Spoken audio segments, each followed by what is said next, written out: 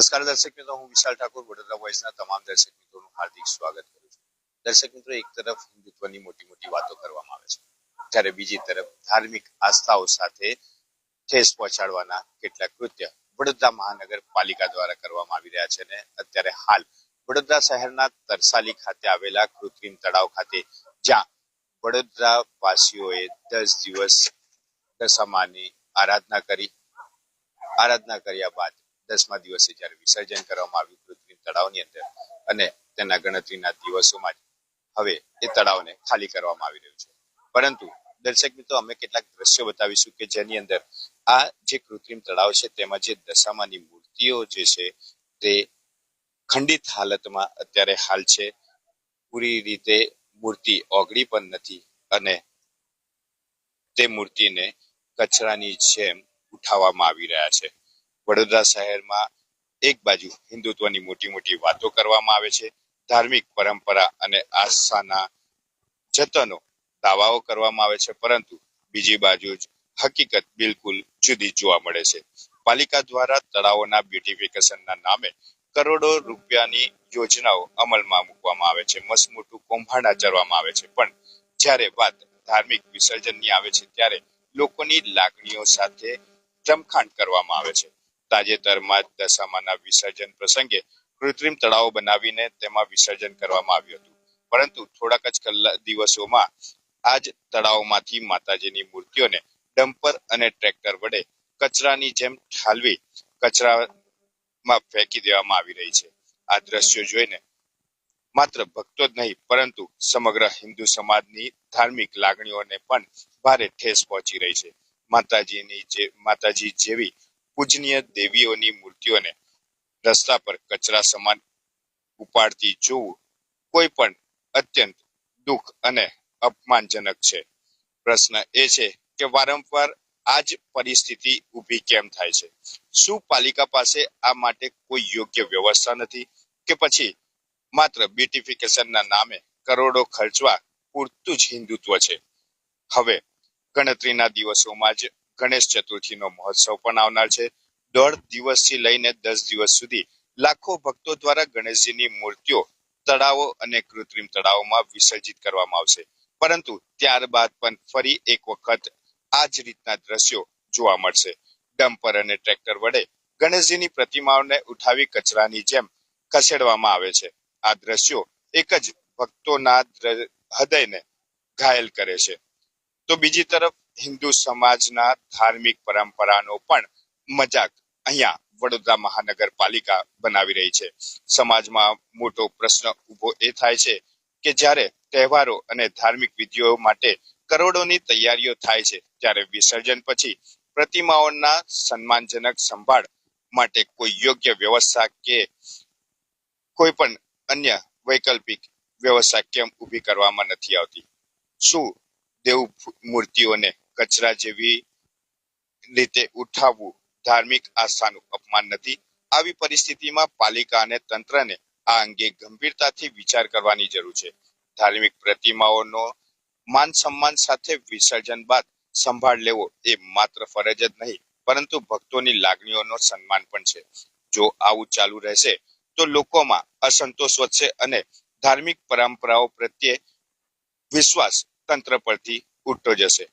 એટલું જ નહીં, આ જ્યારે મૂર્તિઓ તળાવમાંથી બહાર કાઢવામાં આવી રહી હતી તે સમય દરમિયાન અહીંયા કેટલાક જાગૃત નાગરિકો છે, એ જાગૃત નાગરિકોએ આ અમને જાણ કરી, અને રાત્રિના અત્યારે વાગ્યા છે 3:45, એટલે 3:45 વાગ્યાનો સમય થયો છે, અને લગભગ 2 કલાક પહેલાથી આ તમામ જે કામગીરી છે તે ચાલી રહી છે.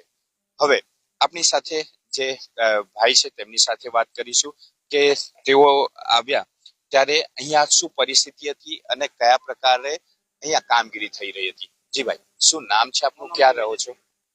મારું નામ છે વિજય સિંગણે. હું રાતના અહીંથી નીકળતો તો ત્યાં જોયું તો એ 2 ડમ્પર ઉભા હતા, અને આ ડમ્પરમાંથી બંને ડમ્પર ખાલી હતા.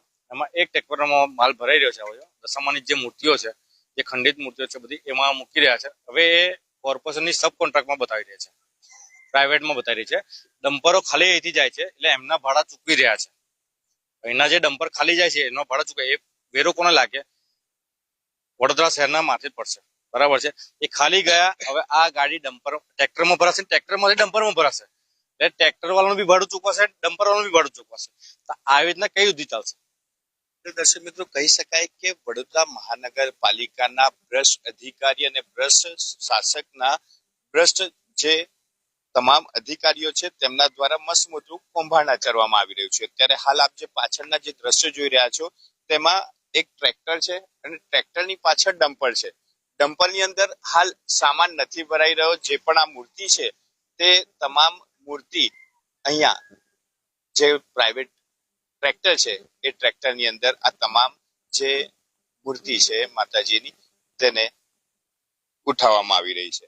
હવે સવાલ એ થાય છે કે વડોદરા મહાનગરપાલિકા દ્વારા ડમ્પર લાવવામાં આવ્યું છે, તો આ ડમ્પરની અંદર તમામ મૂર્તિઓને કેમ મૂકવામાં નથી આવી રહી?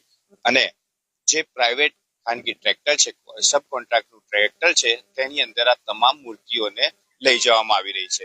એટલે કહી શકાય કે વડોદરા મહાનગરપાલિકાના જે તે લાગતા વળગતા જે અધિકારીઓ છે તેમના દ્વારા આ એક મસ્ત મોટું જે કૌભાંડ છે તે આચરવામાં આવી રહ્યું છે.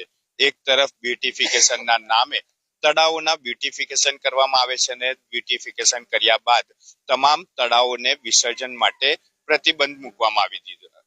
હવે જ્યારે કૃત્રિમ તળાવ બનાવવામાં આવ્યું અને એ કૃત્રિમ તળાવની અંદર જ્યારે માતાજીની મૂર્તિ વિસર્જિત કરવામાં આવી, ત્યારબાદ માતાજીની મૂર્તિ પૂરી રીતે તે વિસર્જિત પણ નથી થઈ અને હાલ જે પરિસ્થિતિ અહીંની કૃત્રિમ તળાવની છે એ એટલી દયનીય છે કે અહીંયા તમે ઉભા રહો તો દુર્ગંધ પણ એટલી આવે તેમ છે. હવે જો વડોદરા મહાનગરપાલિકા વિસર્જન બાદ મૂર્તિઓને કચરા જેવી રીતે ઉઠાવવા કરતા તેને સન્માનજનક પૂર્વક એકત્ર કરી ધાર્મિક વિધિ મુજબ સંભાળ કરવી જોઈએ. સાથે સાથે શહેરમાં વિશેષ મૂર્તિ સંકલન સેન્ટર બનાવવા જોઈએ, જ્યાં વિસર્જન પછી મૂર્તિઓનું શ્રદ્ધાપૂર્વક સંભાળ થઈ શકે. પાલિકા દ્વારા વિસર્જન માટે બનાવવામાં આવેલ કૃત્રિમ તળાવો પાસે જ મૂર્તિઓને સન્માનજનક સાથે સ્ટોરેજ રિસાયકલ પ્રોસીજર કરવો જોઈએ. સાથે સાથે સ્થાનિક હિન્દુ સંસ્થાઓ અને સમાજ સાથે મળીને યોગ્ય વિધિ નક્કી કરી પાલિકા તેને અમલમાં મૂકે તો કદાચ આ ધાર્મિક લાગણીઓ દુભાય નહીં. બ્યુટિફિકેશનના નામે કરોડો ખર્ચવા કરતા ધાર્મિક મૂર્તિઓના સંભાળ માટે અલગ ફંડ ફાળવવામાં આવે તે ખૂબ જ જરૂરી છે. હવે મહત્વની વાત તો એ છે કે ભક્તોમાં પણ એ જ માંગ છે કે ધર્મની મૂર્તિઓનું અપમાન બંધ કરો અને આસ્થા સાથે વ્યવહાર કરો. પરંતુ અહીંયા વડોદરા મહાનગરપાલિકા દ્વારા માત્ર આજે જ નહીં પરંતુ દર વર્ષે આ જ રીતની પરિસ્થિતિનું નિર્માણ અહીંયા થતું હોય છે. જ્યારે દશામાં હોય, દશામાં 10 દિવસ આતિથ્ય માણ્યા બાદ ભક્તો દ્વારા ઉત્સાહપૂર્વક તેમને વિધિવત રીતે વિસર્જન કરવામાં આવે છે. વિસર્જન કર્યા બાદ જે ભક્તો દ્વારા ભક્તિભાવ રીતે માતાજીની આરાધના કરે છે એ જ માનું અપમાન વડોદરા મહાનગરપાલિકાના આ અધિકારીઓ કરતા હોય છે. અત્યારે હાલ જે રીતે અમને ભાઈએ જણાવ્યું કે જે 2 ડમ્પર લાવવામાં આવ્યા હતા એમાંથી એક ડમ્પર ખાલી ગયું અને બીજું ડમ્પર જે છે તેની અંદર આ તમામ જે માતાજીની મૂર્તિ છે તે મૂકવાને બદલે સબ કોન્ટ્રાક્ટર દ્વારા લાવવામાં આવેલા જે ટ્રેક્ટર છે તેની અંદર આ તમામ મૂર્તિઓને મૂકવામાં આવી રહી છે. પરંતુ આ મૂર્તિઓ ક્યાં લઈ જવાના છે, શું કરવાના છે, એ તમામ વાત કરીશું આપની સાથે. સબ કોન્ટ્રાક્ટરના જે ટ્રેક્ટર ચાલક છે, ટ્રેક્ટરના માલિક છે, તેમની સાથે વાત કરીશું. જી ભાઈ, આ જે તમામ મૂર્તિ છે ક્યાં લઈ જવાના છે? મને નથી ખબર. તો અહીંથી તમને ભરવા માટે કોણે કીધું? અધિકારી. કયા અધિકારી? સાઉથ ઝોનના અધિકારી છે, એમને મળી નામ હશે સાઉથ ઝોનના છે, અમારા એક્ઝિક્યુટિવ સાહેબ છે. હા, એટલે તમે કોન્ટ્રાક્ટ પર છો તો પછી તમને સાહેબ હું જવાબ નથી આવ્યો, યોગ્ય માણસ નથી મેં સમજી. પણ તમારે આટલી ઇન્ફોર્મેશન છે. બીજું કે તમે જ્યારે અહીંથી મૂર્તિ લઈ જશો તો ક્યાં લઈ જશો? ઘરે તો નહીં લઈ જાય અમારા. હા, એટલે ઘરે જ નથી લઈ જવાના. તમે એમને જોઈ ખબર શકો છે. છો કોની ગાડી કોની ગાડી? કોની ગાડી કોની ગાડી? મને સરકારી છે.